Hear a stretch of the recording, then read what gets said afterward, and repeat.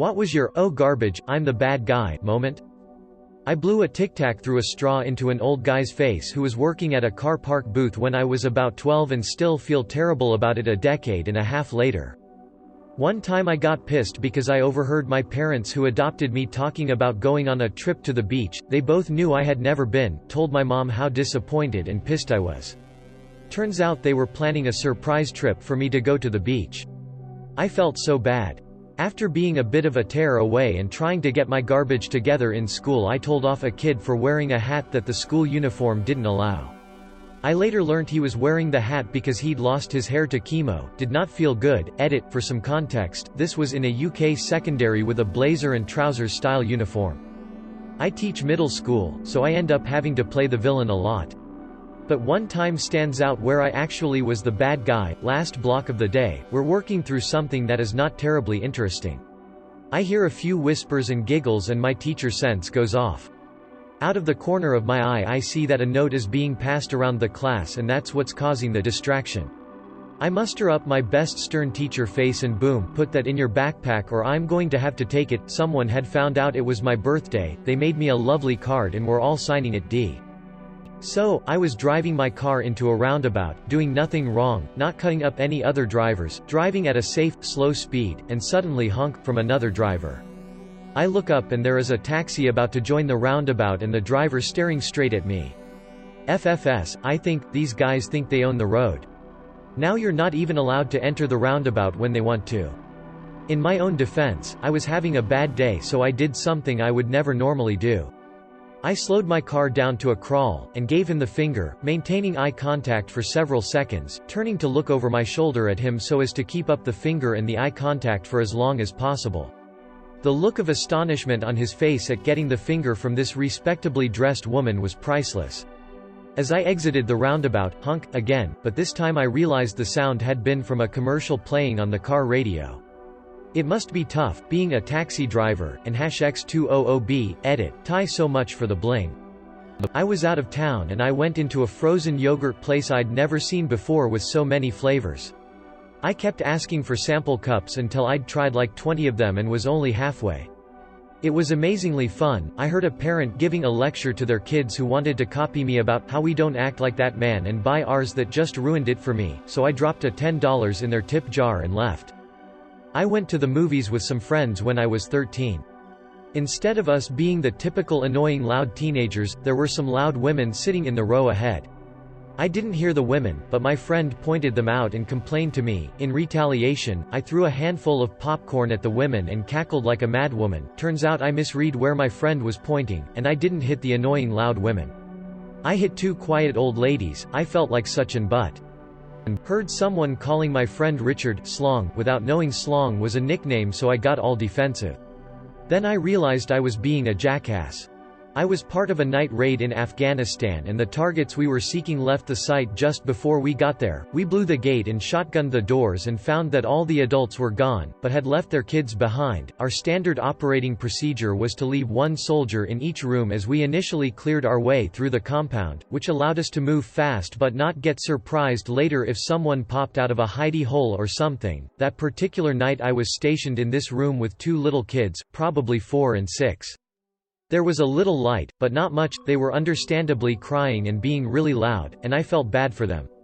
I used to carry extra food in my leg pocket and I fished out some cookies and tried to hand them to the kids. The way they freaked out when I reached toward them, I thought those kids were going to succeed in climbing straight up the wall. The screaming was out of this world. Only then did I consider that I could see clearly because of my night vision devices, but to them I was just a large, scary-looking monster in the dark, with antennas and glowing green eyes and black balaclava with all sort of crazy stuff mounted on my head and covered in gear. While I knew these were cookies in a foil packet, it probably didn't look like anything they would identify as food. It occurred to me that those kids would probably need therapy for a long time, and it was unlikely they would ever get it. Edited for clarity. Well, yesterday I was on a 100 road and a cattle truck was going 60. I got pissed off and flashed my lights at him and he put his indicator on and slowed down as we were approaching a turn off. I thought, yes, he's going, I can get in front of him now, but he instead drove back onto the road and continued going 60, so I flashed my lights again and he put the blinker on again. We repeated this 4 times before I realized he was trying to let me go past him. I was screaming at my nephew a lot when he did something bad. I realized I was flying off the handle when I didn't need to be, when a calm talk would work better and not upset him or make him feel so bad, and I realized it wasn't just that he was being super bad, just a bit naughty, and kids aren't robots. I haven't screamed since the night I realized it, and while I may raise my voice, I keep that to a minimum and collect myself and calmly discuss things with him as much as possible. I still feel really guilty, but I'm trying to be better to him, and so far it's been going well. So when I was a neckbeard loser, I tried asking out this girl. She was hot, but she was also in a wheelchair. I remember thinking how awesome it would be asking her out, since I figured not too many dudes would put up with a woman in a wheelchair. She would be just so thankful for me because I'm such a good guy to look past her insecurities, so of course, I asked her out and she rejected me. At first, I was mad. I couldn't believe a lady in a wheelchair wouldn't go out with me, like, who did she think she was? She couldn't even walk, but then, I realized I was being a jackass. I thought her being in a wheelchair would bring her down to my level, but the truth was, she was still an awesome person that shouldn't be taking scraps just because she couldn't walk.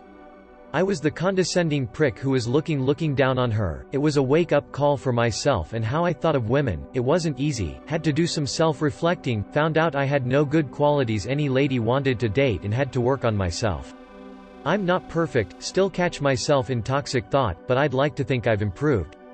Got a wife and she seems happy, so there's that at least. A guy was following me down the highway as I left my college's parking lot night class, and he kept honking, flashing his brights, and tailgating me, so I gave him the finger about 4 separate ways. He pulled up next to me and I even mimed looking around inside my bag for something before pulling out a middle finger. I opened the glove box and pulled out a middle finger. I went all out. Guess whose headlights weren't on? I was in Tijuana drinking it up, and this was in the 90s. I left a bar, and when I made it outside, I realized that I left my wallet on the table. I went back in and saw that different people were there and no wallet. I asked them if they found a wallet and all said no. I got more aggressive with them and started to threaten them if they didn't return the wallet. I was a big guy in those days and I could tell they were scared. By this time, the bouncer is noticing and I recognize that I'd likely get thrown out soon. So I told them that I'd be waiting for them outside and would beat their asses. I went outside and was looking in to scare them, and plus I was pissed. I then reached in my shirt pocket because I felt something there. Sure enough, my wallet was in there. Felt like such an butt and still feel like an butt when I think of it. This goes back to my first real girlfriend when we were 15. We were on and off for 3 years all throughout high school. She'd had a reputation for being crazy because she'd punched a boyfriend she had before me. All the bros warned me not to date her, I did anyway. But, in true teenage douchebag fashion, we went through periods where I would hide our relationship because she was crazy, and I didn't want to have a public relationship with her. In retrospect, she was an absolute sweetheart. Any crazy behavior from her was absolutely a reaction to how douchey guys treated her, 100% including me. She was a catch. I was an utter peanut butter and butt sandwich to her.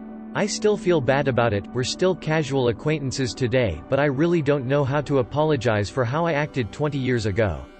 I feel like the statute of limitations has expired and it would be super awkward now. Some brothers kept pulling into my driveway to turn their car around and ripping up a huge chunk of my grass in the process. One day it's raining really hard and I back out of my driveway as usual, but I have to get out of my car to move the trash can. That's when I see my front wheel freshly covered in chunks of grass and mud, along with a huge tire track going straight from the torn grass in my yard to my front wheel. Turns out I'm the brother who has been ripping up my own grass for like a year. It was a real Sixth Sense moment, except no ghosts, just grass-ripping brothers. Once playing snowball, my friend ducked to dodge my shot and I perfectly headshot an old woman. Edit typo. When I asked my mom to put me up for adoption, I was around 6. I realized how garbage that was when I was 22. I still regret it till this day. 30 Edit. For those interested in the context, my father promised something some time before and I asked about it. He denied ever making that promise, so I pushed on and said that he did. He got mad at me for insinuating that he was a liar and smacked me across the face. He then kind of forced me to go to the backyard and pick any bamboo stick from the hedge. This is the usual form of punishment. I had to come back with it and give it to him and lie down on the floor, face down, and give him a number depending on the severity of my transgressions, usually 3+. The next thing is kind of obvious. I remember that I felt so unfairly treated that I went to my mom so she could comfort me, and that's where I kind of begged her to put me up for adoption. I didn't really mean that I didn't want my mom in my life, I just wanted to get away from my dad. They divorced while I was in boarding school, around 14.